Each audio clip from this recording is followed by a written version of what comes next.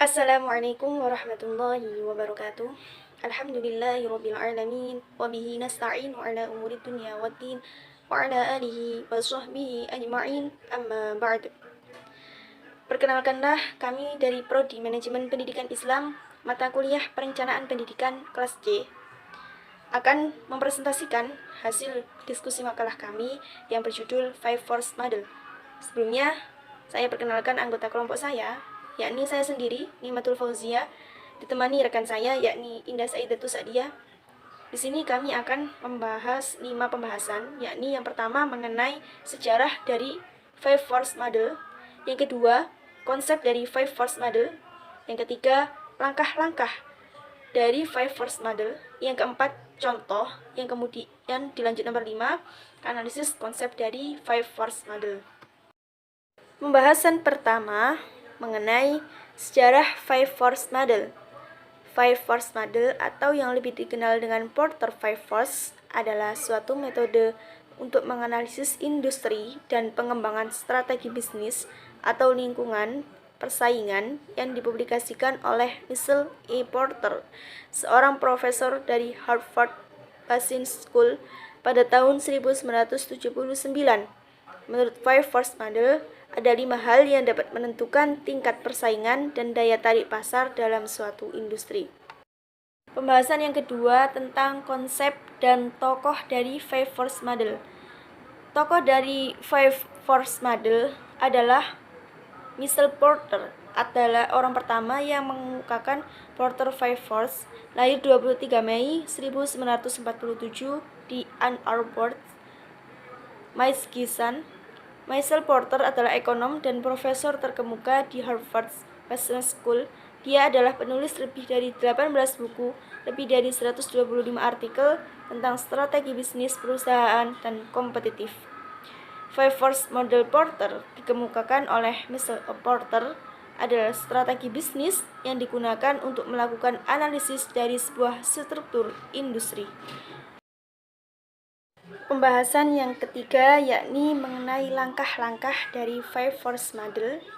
Yang pertama yakni cari tahu siapa pesaing industri Anda. Yang kedua, memeriksa ancaman pendatang baru ke dalam industri. Yang ketiga, menetapkan ancaman produk pengganti. Yang keempat, identifikasi kekuatan tawar-menawar pemasok. Yang kelima, pertimbangkan kekuatan tawar. Selanjutnya akan kami jelaskan mengenai contoh dari penerapan 5 hal tersebut. Yang pertama, persaingan industri. Contohnya, perusahaan Nomo adalah perusahaan manufaktur baru, perusahaan manufaktur makanan baru yang menciptakan sebuah makanan yogurt beku tanpa susu. Produsen susu yaitu perusahaan yang membuat es krim dan makanan penutup beku lainnya menggunakan produk susu. Ini adalah pesaing industri. Produsen susu alternatif yaitu perusahaan yang membuat es krim dan makanan penutup beku lainnya dengan menggunakan non-susu. Yang keempat, kekuatan tawar-menawar pemasok. Menggunakan berbagai kacang untuk menghasilkan krim bebas susu untuk produk Nomo dipengaruhi oleh masalah lingkungan yang mempengaruhi petani kacang, seperti contoh peristiwa cuaca dan juga panen.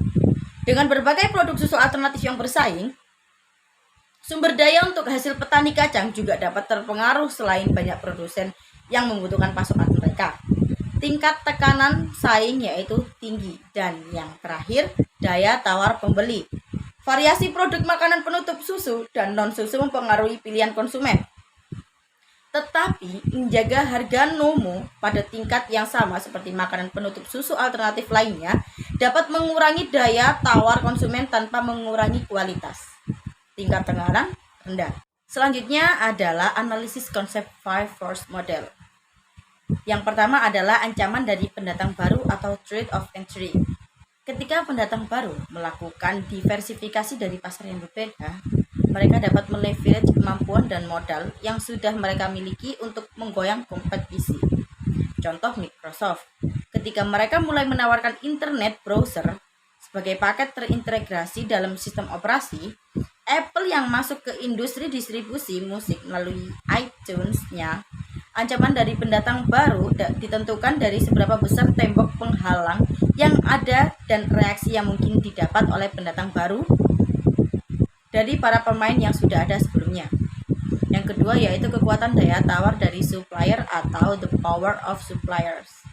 Kekuatan daya tawar yang lebih besar dari supplier akan menyebabkan para supplier memiliki porsi profit yang lebih besar di industri.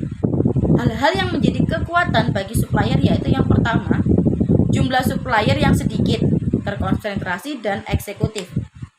Dan yang kedua, supplier tidak hanya melayani satu jenis industri, tapi beberapa sehingga ketergantungan pada industri tersebut menjadi sumber pendapat.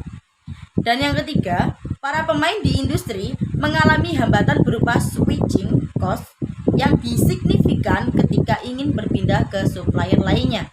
Yang keempat yaitu supplier memasok bahan baku yang unik atau terdiferensiasi, di mana supplier memiliki hak paten atas produk yang disuplainya tersebut. Dan yang kelima, supplier memiliki kekuatan untuk ikut masuk dalam kompetisi di industri bersangkutan. Hal ini bisa terjadi apabila perusahaan yang dipasok memperoleh profit yang perbedaannya cukup tinggi. Yang ketiga yaitu kekuatan daya tawar dari pembeli atau the power of buyer. Merupakan kekuatan kebalikan dari the power of supplier. Karena menyebabkan turunnya harga produk dan jasa di pasaran serta adanya tuntutan atas kualitas dan layanan yang lebih baik. Customer memiliki kekuatan relatif terhadap industri apabila mereka memiliki kapasitas negotiating leverage. Hal tersebut dapat terjadi jika satu, hanya ada sedikit pembeli dan para pembeli tersebut umumnya membeli dalam skala besar.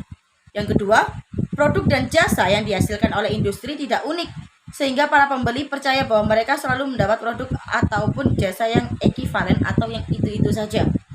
Dan yang ketiga, pembeli menghadapi switching cost yang relatif rendah ketika berpindah ke vendor yang lainnya. Yang terakhir, pembeli cenderung akan memproduksi barang atau jasa yang dibutuhkannya itu sendiri jika vendor mengambil untung terlalu besar. Selanjutnya yang keempat, ancaman dari produk atau jasa pengganti. The threat of substitution. Potensi ancaman dari produk atau jasa pengganti menjadi tinggi apabila produk atau jasa pengganti tersebut menawarkan perbandingan harga dan performa yang menarik dibandingkan dengan produk atau jasa milik perusahaan lainnya. Contoh, provider sambungan telepon internasional mengalami pukulan dengan adanya teknologi internet atau VoLTE. Biaya untuk berpindah switching cost ke produk atau jasa alternatif rendah. 5. Persaingan di antara para pemain yang sudah ada atau rivalry among existing. Persaingan bisa muncul dalam berbagai bentuk seperti pemberian diskon, pengenalan produk baru, kampanye iklan atau promosi, dan peningkatan kualitas layanan. Intensitas dari persaing semakin besar apabila yang pertama, jumlah kompetitor cukup banyak dan ukuran mereka relatif sama. Yang kedua, pertumbuhan industri yang lambat. Timbul peperangan untuk memperebutkan pasar. Yang ketiga, tidak adanya exit barrier. Karena biaya yang sudah diinvestasikan untuk beroperasi di industri ini sangat cukup besar. Dan yang keempat, para pesaing berkomitmen terhadap industri yang mereka geluti dan bertekad untuk menjadi pemimpin dengan memenangkan persaingan. Dan yang terakhir, perusahaan tidak mampu mengenal para pesaingnya dengan baik. Begitu pula sebaiknya sehingga strategi kompetensi yang dibuat tidak fokus. Sekian dari kelompok kami, mohon maaf apabila ada kesalahan terhadap tutur kata maupun terhadap materi. Semoga materi yang kami jelaskan akan bermanfaat bagi kalian. Ihdinas shiratal mustaqim. Cukup sekian dan terima kasih. Wassalamualaikum warahmatullahi wabarakatuh.